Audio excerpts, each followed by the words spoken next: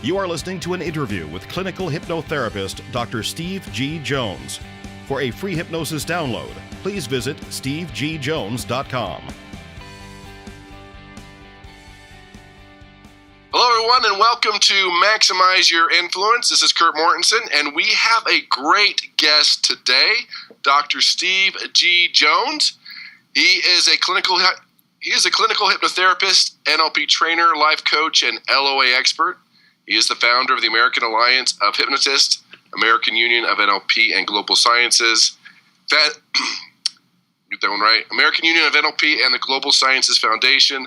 Dr. Jones has his doctorate in education from Georgia Southern University, and he's also studied psychology at Harvard. He has created thousands of self-help recordings, programs, and certification courses to empower others. We are privileged to have you. Welcome, Dr. Steve. Well, thank you, Kurt. Good to be here. Glad to have you. Now, Dr. Steve, your focus is always NLP and hypnosis, and we'll talk about that. But before we do, our listeners need to know, on the planet right now, what is the worst vegetable out there? Well, when I was a kid, that's a great question, by the way. When I was a kid, this used to be a vegetable. I think it's a fruit now, but I'm going to go with tomato anyway, because that, to me, a raw tomato is the worst. I know it's a fruit technically, but it's the worst vegetable in my mind because that's the way I learned as a kid. And now if you stew it, it takes the evil out of it. It makes it like in tomato paste and stuff like that, but raw tomato, no thanks. No thanks. So you're good with ketchup then? Ketchup's fine. And my dad used to always ask about this. Hey, you like ketchup? You like spaghetti sauce? Why won't you eat a raw tomato? And I said there's something about it that when you cook it, it takes that bad part out of it. Oh, I know what it is, because in those salads that your parents made you eat, because I went through the same thing. There was that slimy, gooey, I'm going to use the word snotty tomato. Yeah, there you go. That you had to eat, and there was no way to get rid of that texture. Yeah, it's just not right. That's what it was for me. All right, good answer. You're bringing back emotional scars from my childhood. But anyway, we're moving on. I can heal them. There we go. That's why you're on the show, to heal me from all the vegetables I don't like. Yes. Well, let's talk about this. So you do a lot with hypnosis and NLP. Some people combine those worlds, which you're doing, but what is the difference between the two? Well, hypnosis is reprogramming the subconscious mind. So we want to bypass the critical factor, the conscious mind, get to the subconscious mind. NLP is doing that also, but hypnosis does it in a more, I'd say, obvious way. You know, sit down, lie down, close your eyes, relax, take some deep breaths, you're going deeper and deeper, that kind of thing. Whereas NLP, a lot of it happens covertly without the person even realizing it. Without them being in hypnosis, NLP is able to affect the subconscious mind by using words in 99% of the cases where someone is, as far as they know, completely awake and alert, yet you're still contacting the subconscious mind with NLP. I like that. That's a great definition. So how do you feel hypnosis and NLP is going to help people become more successful in their lives? Well, there are a lot of ways to do it. Hypnosis and NLP in particular have become huge bodies of knowledge. Every day, even as we're doing this interview, someone's adding on to both of those bodies of knowledge. So one of the simplest ways to use it, the way I like to use it, is to have someone, relax into hypnosis and start thinking about their future and thinking about the positive, powerful future they're going to create for themselves 6 months from now, a year from now, and go ahead and anchor that good feeling with NLP by creating a Pavlovian type anchor, making the OK sign with the right hand and saying the word confidence. And so anytime you feel a lack of confidence in your attempt to get wealthy along the way, you just make that OK sign with the right hand, say the word confidence, and it reminds you of that compelling future that you're moving toward. Now, I can do that with someone outside of hypnosis, but if I do that anchoring technique inside hypnosis, it's called future pacing combined with anchoring inside of a hypnosis session. It's just much more powerful. That's interesting, and that's always important to have that confidence like you mentioned. What would you recommend to our listeners? They're going to that big presentation, they're a little nervous. I know they should probably do it ahead of time. That's important. But what if they're right there, they're feeling nervous, and they want that confidence that you talk about? Well, yeah, the prep ahead of time is definitely necessary. So what you'll want to do is before you do that big presentation, go ahead and think of a few times in your life when it went well. So now we're going back to the past, and we're drawing on the past, which we can also do with NLP and hypnosis. So they just think about one time, let's say, one time when they spoke in front of a group of people and they felt good about themselves. Doesn't mean they have to have hit a home run, blown the audience away or anything. It just went well, and they felt good about themselves. Maybe it was in first grade. They stood up and talked in front of people. Who knows? But think about that time. Make it very real in your mind, and increase the sight, sound, smells, everything about it, every sensory thing about it to a level 10 so you can really experience it. And then go ahead and anchor it, like I said, making the OK sign with the right hand, saying the word confidence. And so that creates a bridge between wherever you are now and that particular event in the past. So you can have that power from the past. And so when they find themselves just about to give that presentation, they can just make the OK sign, say the word confidence, and they're bridged back to that time when everything went well. And they should be able to use that in the presentation that they're currently doing. That's a great point. I spent some of my time teaching people how to do persuasive presentations, and the interesting thing is they're doing the exact opposite in first grade when they tripped and fell and everyone laughed and they blew it, and that's replaying in their brain, and all those negative emotions come. So I'm curious, and I don't know if you know the answer to this, is why is our brain programmed always to go to the negative, the bad experiences, all the things that could go wrong, versus what you're talking about, focusing on the things that did go wrong or should go right? Well, I think the reason we oftentimes go back to times that things went wrong is our subconscious mind is always attempting to save us from pain. And so if we remember a time that it didn't go well, then we use that as evidence that it won't go well in the future. And this is very helpful in some cases, like a hot stove. You touch it one time, you learn, you remember, you don't do it anymore. Going out in traffic, maybe you almost get hit, you learn, you don't do it anymore. And so it's really a good thing that our subconscious mind does this. It remembers the times that we had challenges with certain types of things to avoid that happening again. So that's why it does that, and that's clearly why we need to rewire things if we want to have success. Great point. All right. Well, one of the things we do on the show is that we hear the sound from Homer Simpson, because we want to know the biggest blunder. So we're talking about success, but in your mind, what is the biggest mistake or blunder that people make on their road to be successful? Because everybody wants to be successful and wealthy and healthy, but, that subconscious mind kicks in, all those emotion kicks in. What do you feel is the biggest mistake or blunder people just naturally make? Well, I think a big one is it's a strategic and logistical blunder that I see a lot, which is people wanting to come in at the top. So, for example, people see someone who's successful and they see maybe me, they see me on the Millionaire Matchmaker and Bravo's Below Deck as a millionaire and written up in Forbes as a millionaire, and they think, okay, well, I've got to come in on top. Not realizing that, just like most bands that you hear of, the 20 years before that, where there wasn't that much success, is what they have to go through oftentimes to get to the top. So people think, well, I'm just going to come in at the top, I can do this, and all I have to do is do exactly what that person's doing now. Let's see, they're buying nice cars, they're going to exotic places, and all I have to do is stuff like that.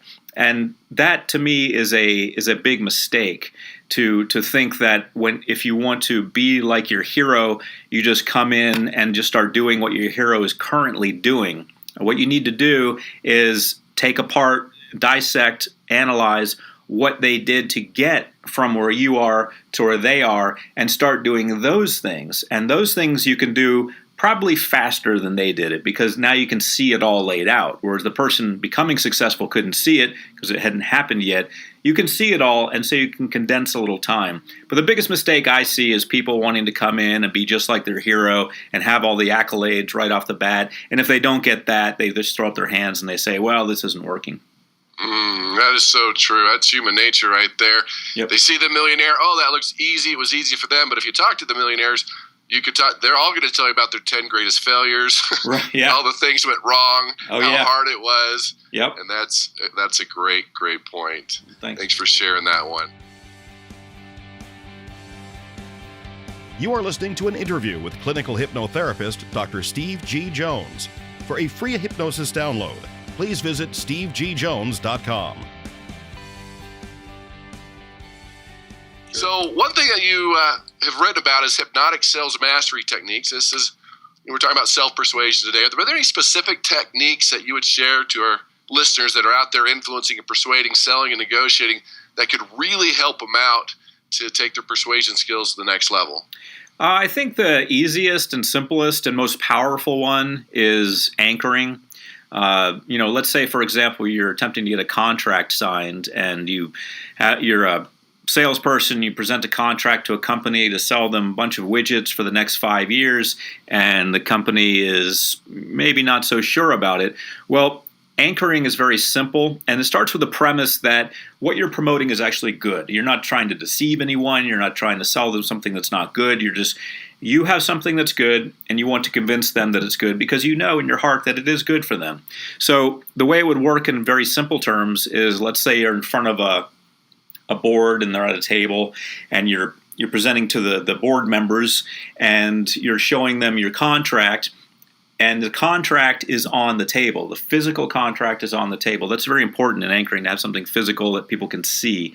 And so every time you say the word wonderful or amazing, you're touching the contract. The idea here is to anchor them to feel that there's some connection between wonderful and amazing and good and awesome and whatever other positive words you can use.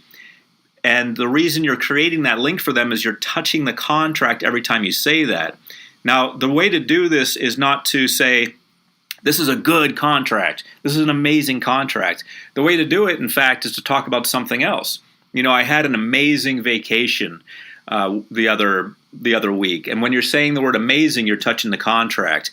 I had a very good meeting with so-and-so the other day. And as you're saying the word good, you're touching the contract. So you're talking about things other than the contract, but you're using those key words as anchoring opportunities to anchor their subconscious mind to feeling that the contract has certain attributes. Great point. Anchoring is a powerful thing, and that's a great explanation on how to use that, a simple thing, especially when you're in there talking to people, watching your mindset. Using anchors will be a great technique to help people persuade. So let's talk a little bit about fears. One thing you've mentioned that I noticed was the fear of success, which is an amazing thing that people are afraid of a nice home or a nice car. How big is that fear? How do people know if they really have it, and how would they deal with it? Well, you can get some data points on this with certain things. You can look at money in the bank. Let's say someone has a very, very basic portfolio. They have their checking account and their savings account. And they can look at how much their savings account is, how much money they have in the bank. They can get data points on this. And at a certain point, they may notice it going down or stagnating. And sometimes that can be correlated to certain events. And I believe, just like with weight loss you can get data points. You can get the weight or you can get the percentage of body fat. And so if they start correlating that with certain events, certain times that they were having success, maybe with weight loss, people were saying, oh, you look very attractive, and then the weight starts going back up. Or with money, maybe they're building up a certain amount of money, and people started expecting more of them, or started looking up to them as more wealthy people, then the money starts going down.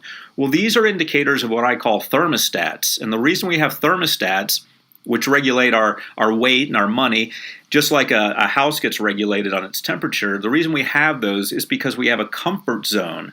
And just like a thermostat is programmed to have a comfort zone, which you set, you want it around 70 degrees or 75 degrees, thermostat's going to kick in to keep it right around there.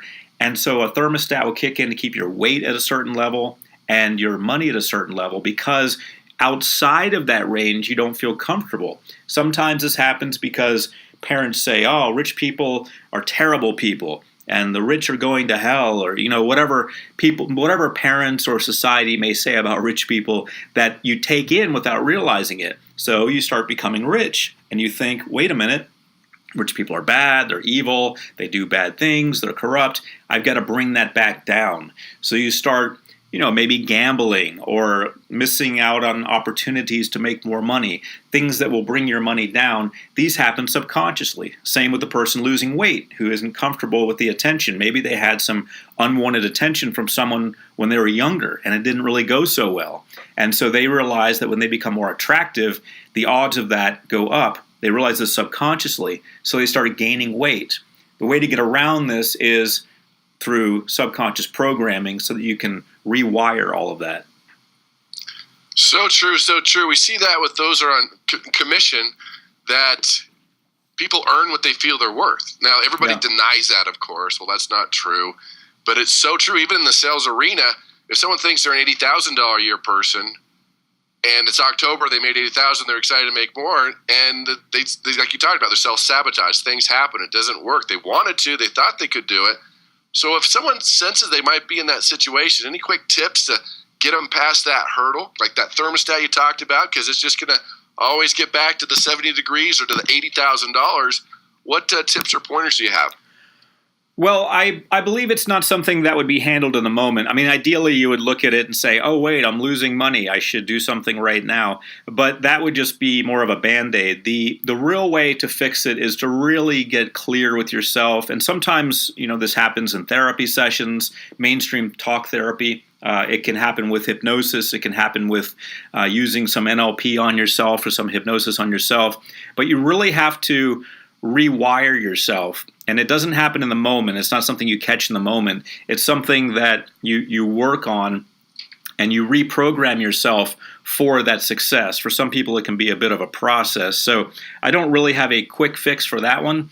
But it is something that if people realize they should seek out the services of a hypnotherapist, NLP practitioner, or just start with your family doctor and say, hey, maybe I need a referral to a psychologist or a therapist so I can work with, and start to unpack and uncover some of these deeper issues that are driving this.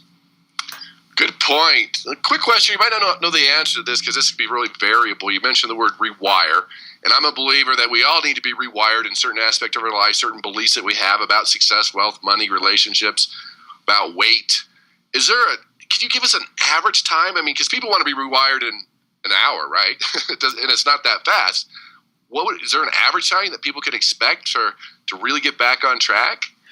Well, yeah, that does vary. It's extremely multifactorial. The factors include, sometimes a person's age, which of course determines how much experience they've had, how long they've been in that rut, their background, their openness to change and that kind of thing, their motivation for change. So the average would be a little difficult to calculate, but what I recommend, for example, I have hypnosis recordings and I recommend listening to them for 21 nights in a row to reprogram yourself. So on average, I have found that when someone uses a hypnosis recording, that's what they can expect. They can expect that if it's going to work, it's going to happen somewhere within 3 weeks. Now, if you start to look at talk therapy, those averages usually go up because it's a slower process. It's once a week, and it can go on for years. I'm not putting talk therapy down. I'm just saying because of the different approach, the average time that it takes tends to be a little longer. I've also seen NLP techniques that are used that, in the moment at least seem to change someone, but I haven't seen too much data on the long-term effects of those. They do what's called an ecology test in the moment to see if it worked, but that's not really something that's going to predict how it's going to perform over months and years. Good point. I think the message there is patience. If it's taken you 20 years to gain 50 pounds, you're not going to lose it overnight. And that's true with your mindset and your beliefs. It'll hopefully be faster than that to take care of it, but it is something that we need to have patience with. So that's a great point. Right. Good information. So is there anything we missed that our listeners really need to know for their success or future to influence that you want to share with them? Well, I always like to leave people with this, which is a quote from the song by the musical group America, and it's about the Wizard of Oz. And it says, Oz never did give nothing to the Tin Man that he didn't already have. And the takeaway from that is, hypnosis and NLP and therapy are really going to help you a lot, but they're not going to give you anything you didn't already have. They're just going to call out that greater part of you, that amazing, beautiful, awesome part of you, which is already in there. So I think people need to realize that although they may need a kick in the butt every now and then with hypnosis, NLP, therapy, or anything like that, it's just a matter of those are just tools that help you reach in and find out how amazing you already are. Great point. Thanks for sharing. Good information. We really appreciate you being on the show and sharing this. It's valuable. You can call it self-persuasion, NLP, hypnosis. Those are things that can be very beneficial because we always say if you can't persuade yourself, it's very difficult to persuade other people. Right. And that's a big focus of ours and what we want to work on. And NLP and hypnosis can be a big help if that's something that you're struggling with. So where can our listeners get more information about you and this topic and how to make some changes in their life? Well, actually, I have a free hypnosis recording they can get to contact and get in touch with what I call their inner millionaire, which is that part of you that has that amazing ability. And that's available at no charge at my website, which is stevegjones.com. Perfect. You're right there, stevegjones.com. Go there, get your information, get the free audio. Dr. Steve, really appreciate your time and the information sharing with the listeners. I know our listeners appreciate it. We hopefully you've enjoyed your time here, and then we can have you back on the show someday. Anytime, Kurt. Thank you. Thank you. Appreciate it. You are listening to an interview with clinical hypnotherapist Dr. Steve G. Jones. For a free hypnosis download, please visit stevegjones.com.